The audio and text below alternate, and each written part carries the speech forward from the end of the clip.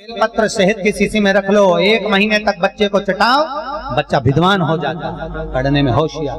भगवान कृष्ण रुक्मणी से कहे, ब्राह्मण रुक्मणी से जाकर कहो, भागवत जी में लिखा है कि रुक्मणी तू श्रृंगार करके जगदम्बा के मंदिर पहुंच, मैं तुझे लेने आऊंगा।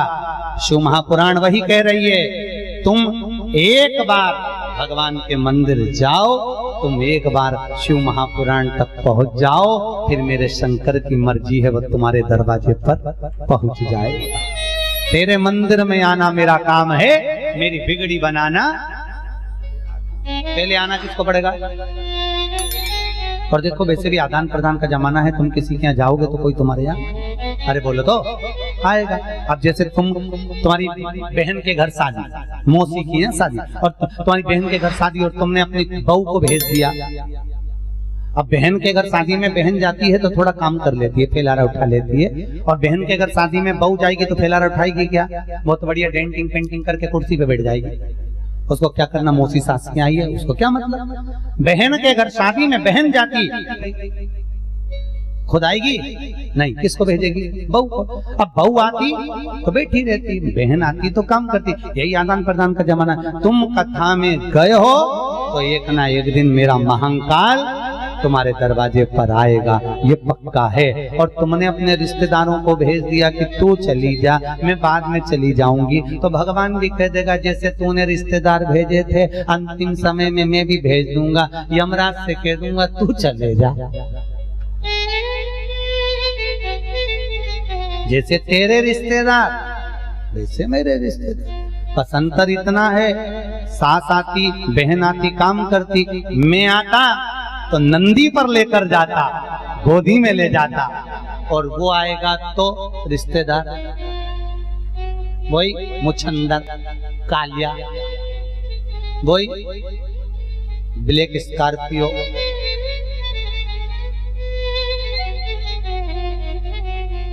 काय पे बैठता है? अरे बोलो तो,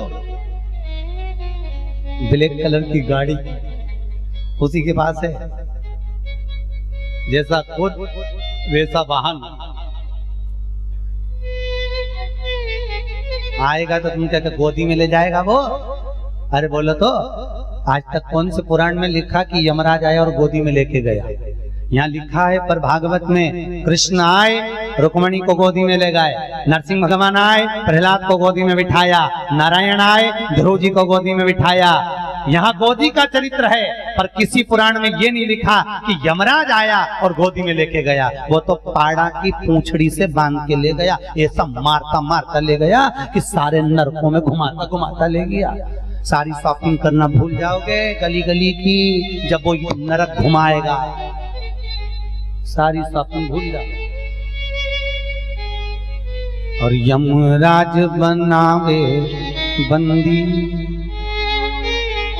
और काया हो गई गंदी, मेरे प्राण छूटे भोलेनाथ, तो तू नंदी लेकर आ जाना। मेरे दीन बंधु भगवान रे, नंदी पर चढ़कर जब आए मरण का मौका, कहीं हो ना जाए धोखा। मेरी सैया छूटे भोलेनाथ, तो तू नैया लेकर बोलो तो आ जा। जब तन में उठेगी ज्वाला, कोई पास न आने वाला। अंतिम समय चिता पर जल रहे होगे, जब तन में उठेगी ज्वाला, कोई पास न आने वाला। भक्तों की सुन के पुकार रे, तू नंदी ले। जब घोड़ा मिले ना गाड़ी, हो सके तुम्हारे पास कोई साधन नहीं हो अंतिम समय में आने का, नंदी कहीं घूमने चले गया हो तो इंतजार में लगे रहे हो, इतने में आ गया ब्लैक स्कॉर्पियो वाला, फिर निवेदन है, ना घोड़ा मिले ना गाड़ी, चलने की हो तैयारी, मेरे प्राण छूटे भोलेनाथ तो तू नंदी लेकर।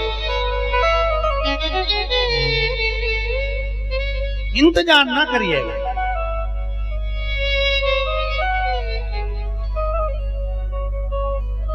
तो तुम भी काय को डरो। एक वो गीत चला था ना पहले, मैं ससुराल नहीं जाऊं ने डोली धर दो बाहर। बाहर हो कि कहार हो? हाँ वो तो मैं ससुराल नहीं जाऊंगी डोली धर दो कहार हो। पहला संदेश हमारे ससुर जी का आया, डोकरा के साथ नहीं जाऊं। अगला संदेश हमारे जेठ जी का आया ना, मुछंदर के साथ नहीं जाऊं। फिर आखिरी संदेशा आप बोलो मेरे पिया जी का आया, नंगे पैर। तुम भी याद रखना, यमराज आए तो जाना मत कि आखिरी में लड़ लेना, भले पलंग पे पड़ी पड़ी लड़ लेना। अगर यमराज दिख जाए तो कहते तेरे साथ तो नहीं जाऊं कालिया, चल निकल। चित्रगुप्त के चल, नहीं जाऊंगी। किसके साथ जाएगी? मैंने शिव महापुराण की कथा सुनी है, उसको भेजो। किसको? अरे बोलो तो वो आएगा तो जाऊंगी, नहीं तो अड़ जाना।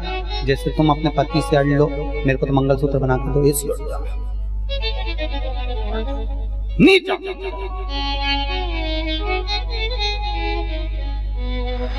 तू ही आना रे भोलेनाथ के मन्ने लेने, तू ही आना।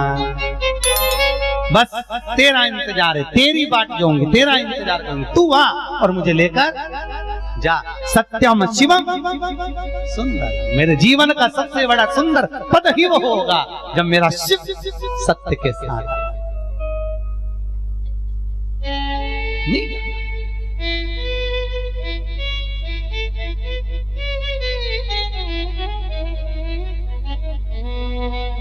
अब भगवान बोले तुझे बुलाना तो था, आ जाता। नहीं प्रभु, एक काम करो, युद्ध करने चलो। बाणासुर के कहने पर शिव युद्ध के मैदान में आए हैं और सामने शंकर उधर कृष्ण।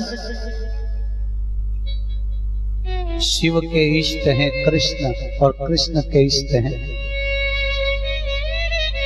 क्या करें, कैसे मारे? भगवान शंकर ने कन्हैया को देखा, आज कृष्ण जो रथ लेकर युद्ध करने आए थे वो रथ अर्जुन का था और अर्जुन के रथ पर ध्वजा में कौन बैठे हैं? हनुमान। तो भगवान शंकर ने कन्हैया को इशारा करा। भगवान कृष्ण ने इशारे में पूछा, नाथ क्या कहना चाह रहे हो? भगवान शंकर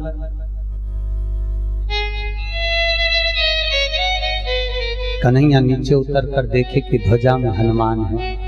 कृष्ण जान गए यहाँ भी शिव है और वहां भी रुद्र अवतार हनुमान जी, यहाँ भी शंकर वहां भी शंकर। भगवान कृष्ण ने हनुमान जी को नीचे बुलाया। अर्जुन की ध्वजा में हनुमान थे, अर्जुन के रथ की ध्वजा में बिठाने वाला कौन था? उसको ध्वजा में किसने बिठाया था? अर्जुन की ध्वजा में हनुमान जी को बिठाया किसने था? कौन ने बिठाया? श्रीमद् भागवत कहती है, एक बार जब अर्जुन धनुषकोटि तीर्थ गए तो वहां अर्जुन ने देखा एक बंदर बैठा हुआ था। अर्जुन ने पूछा, हे बानर ये बता ये सेतु किसने बांधा? हनुमान जी बोले हमने बांधा। बंदर बोले हमने बांधा। हनुमान बानर हमने बांधा। अच्छा, ये वो सेतु है जिसपे चलकर राम जी पार उतरे थे। हम जैसे बानरों ने सेतु तैयार कर दिया था और भगवान को पार उतार दिया। इतने में अर्जुन बोला, ऐसा सेतु तो मैं बाणों का बांध देता या भगवान खुद बांध लेते, पार उतर जाते। तुम जैसे बंदरों का सानिध्य थोड़ी ना पाते। इतने में हनुमान बोले, अच्छा तू बाणों का सेतु बांध सकता है? हाँ बांध सकता हूँ। और अगर तूने बाणों का सेतु बांधा और मैंने पांव रख के तोड़ दिया तो अर्जुन बोला अगर मैंने सेतु बांधा और तूने तोड़ दिया तो मैं चिता बनाकर जल के भस्म हो जाऊंगा, और अगर सेतु नहीं टूटा तो हनुमान कहने लगे मैं भस्म हो जाऊंगा। अब दोनों में शर्त लग गई। अर्जुन ने सेतु बांधा बाण का लंका तक, जो सेतु बांधा, और हनुमान जी ने जो पांव रखा सेतु टूट गया। टूटा तो अर्जुन ने चिता बनाई लकड़ी की, उसमें बैठ गए, आग लगाने वाले थे। इतनी देर में पीछे से कृष्ण आ गए और कन्हैया आकर बोले हे अर्जुन क्या कर रहा है? अर्जुन कहने लगे प्रभु हम दोनों में शर्त लगी थी, मैं सेतु बनाऊंगा, अगर हनुमान के पांव से टूट गया तो मैं जलकर राख होऊंगा, और अगर नहीं टूटा तो हनुमान जल के राख होगा। भगवान कृष्ण ने मन में सोचा दोनों ही मेरे भगत हैं, अब भगत जाए कौन को अच्छा लगेगा। भगवान बोले एक बात बताओ, तुम दोनों ने शर्त रखी तो बीच में कोई निर्णायक रखा, निर्णय देने वाला कि कोई था ही नहीं। भगवान कहने लगा मैं आ गया, अब वापिस बनाओ, वापिस बनाओ, बनाओ वापिस। अब जो अर्जुन ने सेतु बांधा और हनुमान जी ने पांव रखा तो टूटा ही नहीं। अब हनुमान जी चिता बनाने लगे जलने के लिए। तो भगवान कृष्ण बोले काहे को जल रहे हो हनुमान, क्या हो गया? अरे तुम मैं हार गया तो मेरी शर्त थी कि जलूंगा। नहीं नहीं, जलने की जरूरत नहीं है, तुम दोनों तो मेरे इष्ट हो, तुम दोनों मेरे आनंदित हो, तुम दोनों मेरे हाथ हो। एक काम करो हनुमान, जब दोनों मिल जाओगे, एक हो जाओगे तो जगत का उद्धार होगा। एक काम करो हनुमान, तुम अर्जुन के रथ की ध्वजा में आकर बैठ जाओ, तुम अर्जुन के रथ की ध्वजा में बैठो। भगवान कृष्ण ने हनुमान को अर्जुन की रथ की ध्वजा में लाकर बिठा दिया। आज रथ जो लेकर आए हैं वो अर्जुन का है। तो भगवान को याद आ गया ध्वजा में कौन बैठा है? हनुमान। भगवान नीचे उतरे, इशारा करा भोलेनाथ कूदो, भोलेनाथ कूदो, आइए नीचे। हनुमान जी कूद कर नीचे आए। बोलो प्रभु क्या क्या है? भगवान कहने लगे एक काम करो, शिव जी का इशारा हुआ है, रथ का पहिया तोड़ना है, तुम भंवरा बनकर जाओ, जहां पर रथ के पहिए में कीला लगा होता है, कीले वाले छेद में से प्रवेश कर जाओ, पूरे पहिए को खोखला कर दो। जैसे ही बाणासुर कहेगा आक्रमण, पहिया टूट जाएगा, पहिया टूटेगा, रथ खंडित हो जाएगा, और बाद में मैं युद्ध शंकर जी नहीं लड़ेंगे, क्योंकि वचन ये दिया था कि रथ का पहिया खंडित हुआ कि युद्ध नहीं लड़ूंगा। हनुमान जी ने जाकर रथ के पहिए को खोखला कर दिया। इधर से बाणासुर बोला आक्रमण, जैसे ही आक्रमण करा शिव जी ने रथ दौड़ाया, दौड़ाते से पहिया टूट, पहिया टूटते से भगवान शंकर बोले बाणासुर अब मैं युद्ध नहीं लड़ूंगा।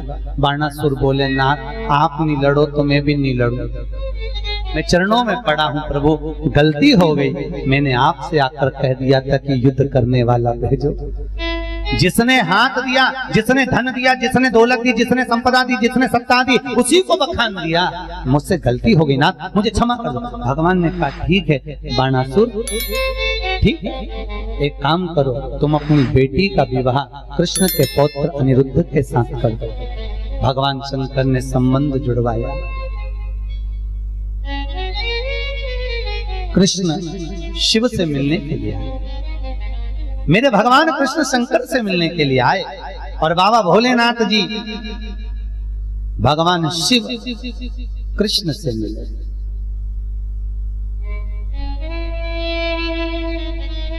उस युद्ध के मैदान में पहली बार भगवान शंकर ने अपनी बेलपत्र अपनी जटा में से निकालकर भगवान कृष्ण को समर्पित करी, और भगवान कृष्ण ने अपना हृदय से तुलसी का दल निकालकर शिव को समर्पित करा। वही दिन हिंदू धर्म में वैकुंठ चतुर्दशी का दिन, हरिहर मिलन का दिन हो गया, जिस दिन शिव को साल भर में एक बार तुलसी आती है और ठाकुर जी को साल में एक बार बेलपत्र आता है। कौन सा दिन? वैकुंठ चतुर्दशी। आपको कहा वैकुंठ चतुर्दशी का बेलपत्र और तुलसी बड़ी काम की। हरिहर भगवान शिव औगड़ी दातार ने अपनी बेलपत्र उतार कर कृष्ण को समर्पित किया, इसको दिया कृष्ण, और भगवान कृष्ण ने क्या दिया? तुलसी का दल।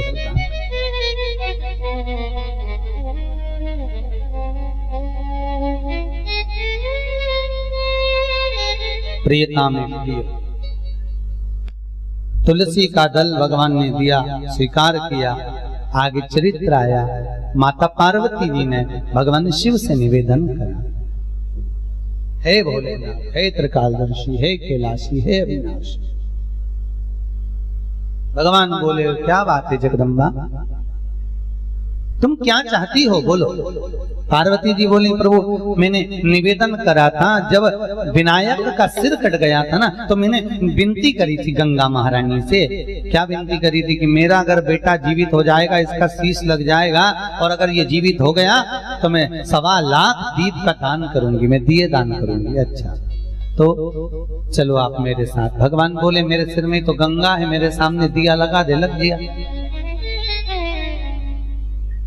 देखो कितना भी अच्छा विद्वान क्यों ना हो, एक अपनी पत्नी को, एक अपने पड़ोसी को जिंदगी में नहीं समझा सकता, जिंदगी में नहीं। घर में पति पंडित क्यों नहीं समझा सकता? क्योंकि कई बार ब्राह्मण जन, विद्वान जन भी ऐसे होते हैं ना, वो पत्नियों को सब बताकर सारा गड़बड़ कर देते हैं। एक महाराज जी प्रवचन दे रहे थे, और प्रवचन देते देते उन्होंने बोल दिया, चतुर्मास में 4 महीना बैंगन नहीं खाना चाहिए। आज प्रवचन में पत्नी भी आई थी, घर गई, बैंगन रखे थे, उठा के नल्ली में डाली। पति आया, ला भोजन दे। पत्नी ने मूंग की दाल और रोटी दे दी। क्यों? 60 रुपए किलो बैंगन ला के रखे थे मैंने कल, कहां गए? पत्नी बोली, तुम ही तो बोले थे वहां कथा में 4 महीना चतुर्मास में बैंगन नहीं खाना चाहिए, मैं नल्ली में डाली। पति बोला, अरे ओ भागवंती, अरे चौकी की कथा चूल्हे तक क्यों लाई? अरे ओ तेरे हाथ जो।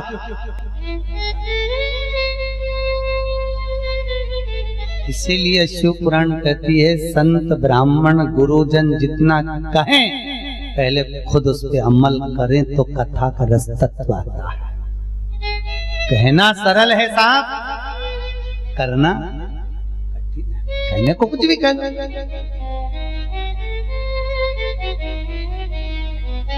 इसीलिए तो कहते हैं 5 कार सुधर